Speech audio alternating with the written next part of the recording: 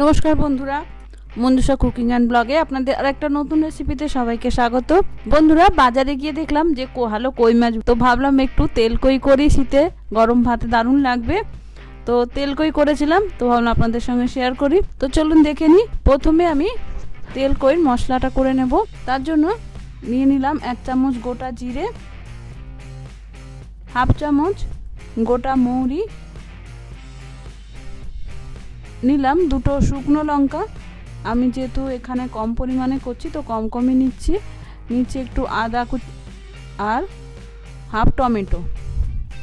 এবার জিরে আর মৌরি শুকনো লঙ্কাটা আমি একটু জল দিয়ে ভিজিয়ে রাখবো মিনিট 10। তারপরে টমেটো দিয়ে একসঙ্গে একটা মিহি ফাইন পেস্ট করে নেব। মশলাটা ভিজিয়ে রেখে আমি কই মাছটা একটু নুন হলুদ মাখিয়ে রাখবো। তাই জন্য 2টো কই মাছ নিয়েছি, আমি বেশি কই মাছের করছি না।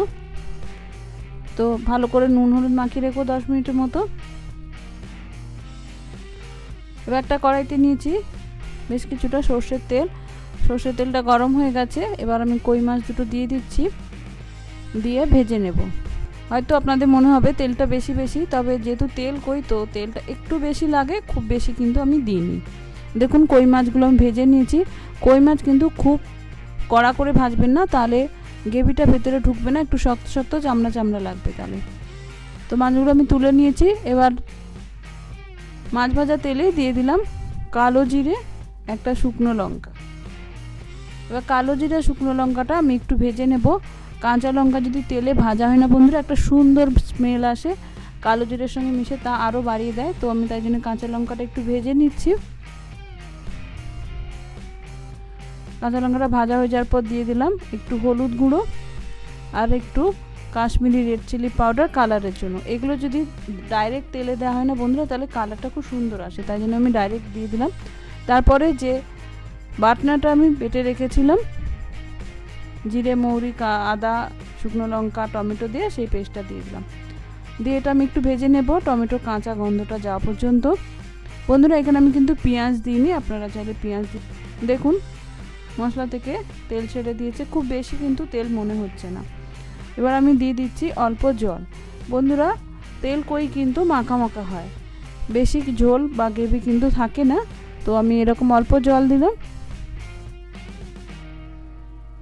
এবার গ্রেভিটা ফুটে যাওয়ার পরে আমি মাছ দুটো দিয়ে দেব।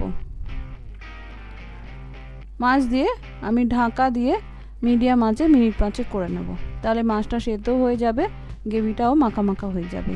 দেখুন সুন্দর গ্রেভিটা কিন্তু মাখা হয়েছে, কালারটা কিন্তু বন্ধুরা দারুণ এসছে, আর খেতেও কিন্তু অসাধারণ হয়েছিল। তো তেলও কিন্তু দেখা যাচ্ছে। তো এবার আমি নামিয়ে নেব।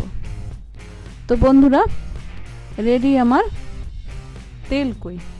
শীতকালে কিন্তু ভালোই কই মাছ পাওয়া যাচ্ছে বাজারে, তো করতেও কিন্তু খুব কম সময় লাগে, মিনিট 10 মধ্যেই কিন্তু হয়ে যায়। তো বাড়িতে একবার অবশ্যই ট্রাই করবেন বন্ধুরা, গরম ভাতে জাস্ট অসাধারণ লাগে। আমার তো ওই দিয়েই ভাত খাওয়া হয়ে গিয়েছিল। তো আশা করি আপনাদের ভালো লাগলে বাড়িতে অবশ্যই ট্রাই করবেন। আর আপনারা কীরকম করেন আমাকে কমেন্ট করে জানাতে পারেন। এক বাড়িতে এক রকম নিয়মে হয়, কেউ পেঁয়াজ দেয়, কেউ পেঁয়াজ দেয় না। তো আশা করি আপনাদের ভালো লাগলে আমাকে অবশ্যই জানাবেন, সাবস্ক্রাইব করবেন, পাশে থাকবেন। নমস্কার, ধন্যবাদ।